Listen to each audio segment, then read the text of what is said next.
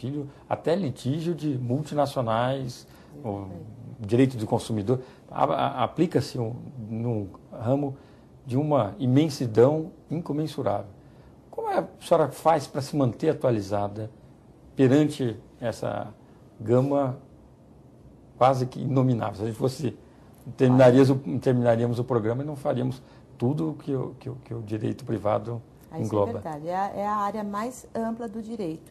E há modificações assim incontáveis em todas as leis. Já são milhares de leis, códigos, etc. Então, o que se faz é acompanhar as publicações jurídicas que nós recebemos. Agora mesmo, antes de vocês chegarem, eu estava lendo uma publicação da Associação dos Advogados, a própria Associação dos Magistrados nos manda toda a atualização. No Diário Oficial do Estado é publicada toda a mudança de legislação, toda a lei nova. Então, o magistrado tem condições hoje de acompanhar essa mudança. Também na internet, porque nós temos acesso à internet, então, pela internet também se tem acesso a todas as leis, se pode imprimir, se for o caso.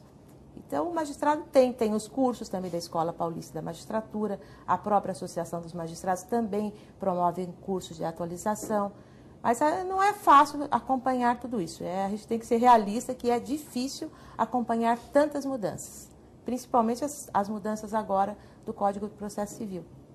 Código de Processo Civil que alguns defendiam uma mudança radical e ele parece estar sendo algumas lipoaspirações, né, doutora Zélia? Olha, hoje virou uma colcha de retalhos. É até difícil de se consultar. Então, eu não sei, na minha opinião, deveria ser refeito para, inclusive, a numeração dos artigos. Hoje é difícil, tem um artigo lá, 475, que tem, acho que, 20 letras. Então, é o 475M, 475L. É difícil você até escrever e você se localizar ali. Então, na minha opinião, deveria ser revisto isso. E também, não sei se é uma opinião assim, muito radical de minha parte, mas eu não vi com essas mudanças, na prática, uma aceleração da velocidade dos processos, pelo menos por enquanto. Pelo menos por enquanto. Doutora Zélia, eu vou pedir a sua licença. Nós vamos para um rápido intervalo e já voltamos. Estamos de volta com Frente a Frente com a Justiça, nessa oportunidade trazendo a entrevista com a primeira desembargadora do Estado de São Paulo, primeira magistrada do Estado de São Paulo, a desembargadora Zélia Maria Antunes Alves. Doutora Zélia, o bloco anterior terminou a gente mostrando a área, o espectro de atuação absolutamente gigantesco do direito privado. E aí há agora mais alguns ingredientes nesse campo que vem a ser com essa revolução operada na internet, surgiram litígios absolutamente imprevisíveis. A cada dia surgem novas relações. A gente tem desde Orkut, sites que divulgam vídeos, como é o caso do YouTube. Como que um magistrado pode se inteirar e como que o judiciário pode coibir práticas, às vezes até criminosas, né? Mas no caso do direito privado, exposição da intimidade de determinadas pessoas. Como atuar nesse universo virtual? Bom, o Brasil, por enquanto, não tem uma legislação específica a respeito da internet. Então, se aplica a Constituição Federal e a legislação ordinária que nós temos, até por analogia. Mas na Constituição Federal, por exemplo, há uma garantia do direito de imagem, do direito à privacidade, do direito ao nome. Então, com base nessas garantias da Constituição, se aplica num caso concreto, por exemplo, que alguém reclame que houve a divulgação de um vídeo no YouTube, por exemplo. Então, o juiz pode coibir isso. Só que, na prática, não é tão fácil quanto se imagina. Uma coisa é você dar uma liminar para retirar determinado vídeo do YouTube ou determinada referência que existe na internet. Por quê? Porque isso se dissemina em vários outros sites, em vários outros locais da internet.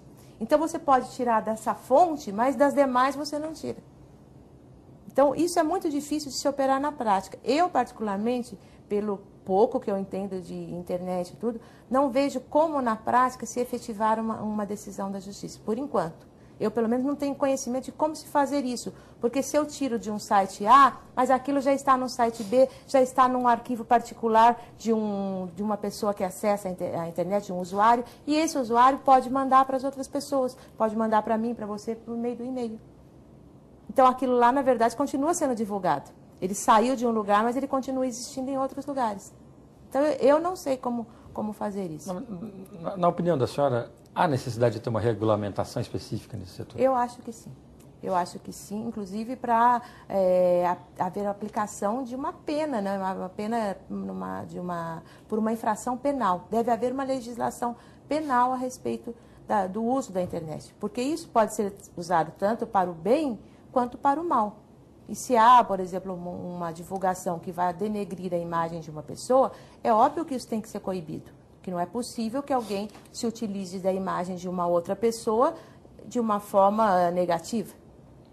Mesmo sendo, na minha opinião, mesmo sendo pessoas públicas.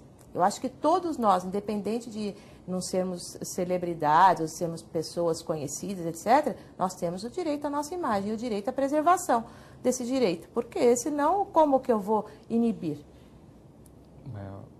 Doutora Zélia, ainda nesse espectro, a internet tem sido utilizada muito para o bem. A senhora abordou um lado, a senhora até abordou a atualização do magistrado, a atualização dos operadores do direito, a troca de informações no mundo todo. Um outro uso que não tem sido muito do bem, até fugindo um pouquinho do tema da senhora, mas que é importante, é até para a prática de crime, né? Para a prática, combina-se pela internet. Falta estrutura, falta investimento, não só no Poder Judiciário, mas no aparelho estatal, para poder perseguir esses criminosos, por exemplo, na internet? Olha, eu acho que se essa perseguição, entre aspas, aí, do que se faz na internet, na verdade não seria uma atividade do judiciário, e sim da polícia. Da polícia. É verdade, porque se sabe muito bem que pela internet se vende até droga, e remédios proibidos, etc, etc. Então, isso é uma atividade da polícia. A polícia, sim, tem que ser aparelhada para poder, na internet, conseguir localizar de onde vem esse tipo de coisa. E há meios de se fazer isso, se sabe que há. Mas, então, constatado que alguém está pela internet praticando um crime, aí sim levar isso ao judiciário, ao Ministério Público, para ser denunciado e a pessoa ter a pena correspondente. Mas há a polícia que compete fazer esse tipo de investigação. Doutora Zélia, o Poder Judiciário talvez tenha passado, nunca tenha tido tantas reformas como nos últimos, depois da Constituição de 88. Talvez para tentar equacionar esse problema de demanda da prestação jurisdicional e o volume de magistrados, o número de magistrados e serventuários. Podemos citar o novo Código Civil, né? Tem a Lei 11.441 deste ano, várias reformas no Código de Processo Civil. Na opinião da senhora, a senhora falou um pouquinho já do Código de Processo Civil, mas na opinião da senhora, toda essa mudança legislativa, em especial a reforma do Judiciário, ela foi benéfica não só para o Judiciário, mas também para a sociedade? Eu entendo que foi, sim. Em primeiro lugar, por exemplo, a unificação dos tribunais aqui em São Paulo, né, que em poucos estados ainda tinham Tribunal de Justiça e tribunais de alçada. Isso foi bom porque tornou a justiça mais célere na medida em que não se questiona mais se a competência no Estado